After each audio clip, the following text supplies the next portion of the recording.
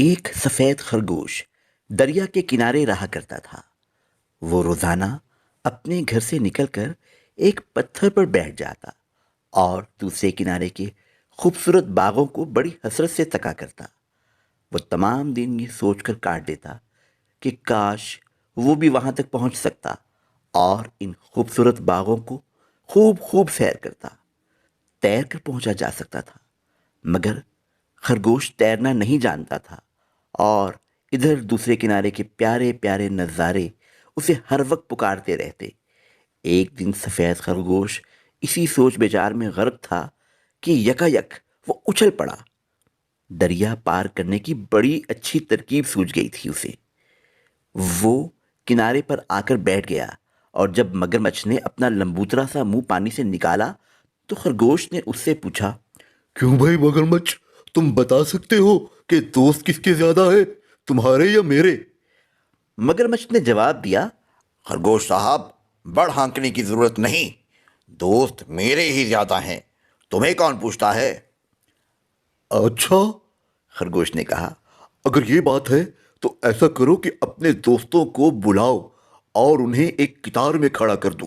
میں ان سب کو گن کر دیکھوں گا کہ کس کے دوست زیادہ ہیں۔ میں اپنے دوستوں کو بلاؤں گا اور تم انہیں گن لینا، منظور ہے؟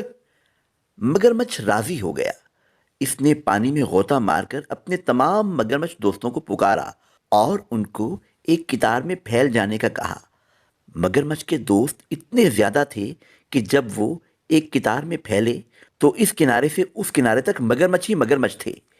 سفید خرگوش شرارت سے مسکرایا، کنارے پر سے چھلانگ مار کر مگرمچھ کی پیٹھ پر آ بیٹھا اور بولا، ایک، اچھل کر دوسرے مگرمچھ کی پیٹھ پر بیٹھا اور بولا، دو، اور اسی طرح وہ مگرمچھوں پر کودتا پھاندتا 3، 4، 5، 6، 7، 8، گنتا چلا گیا اور آخری مگرمچھ کی پیٹھ پر سے کود کر دوسرے کنارے پر جا پہنچا۔ جب سفید خرگوش کی خواہش پوری ہو گئی تو وہ شوخی میں آ گیا اور بولا، مگرمچھ بھائیو، تمہارا بہت شکریہ۔ دریا پار کرنے کے لیے میں نے تمہیں کیسا بیوقوف بنایا۔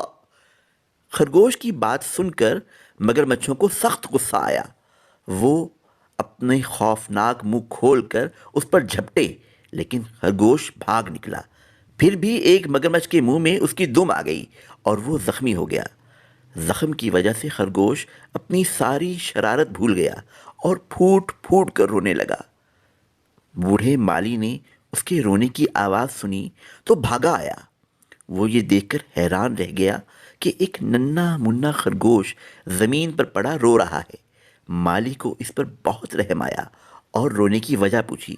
خرگوش نے اسے اپنی ساری کہانی کہہ سنائی۔ مالی نے پیار سے اس کے سر پر ہاتھ پھیرتے ہوئے کہا، برخوردار، تم نے بہت برا کیا۔ اگر تم وعدہ کرو کہ پھر کسی کو بے وقوف بنا کر اپنا کام نہیں نکالو گے تو میں تم کو اچھا کر دوں گا۔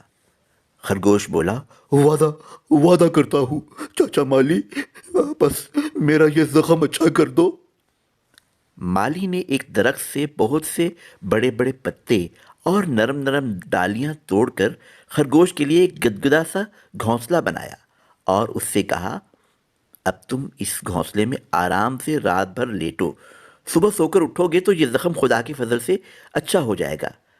خرگوش گھونسلے میں آیا اور آنکھیں بند کر کے لیٹ گیا۔ لیٹتے ہی اس کی آنکھ لگ گئی اور جب صبح کو جاگا تو زخم بھر چکا تھا۔ خوش ہو کر سامنے دیکھا تو بوڑھا مالی کھڑا مسکرا رہا تھا۔ چھلانگ مار کر وہ مالی کے قدموں میں جا بیٹھا اور بولا، اگر اب میں کسی کو بے وقوف بناؤں تو خدا کرے میری ساری کھال ادھڑ جائے۔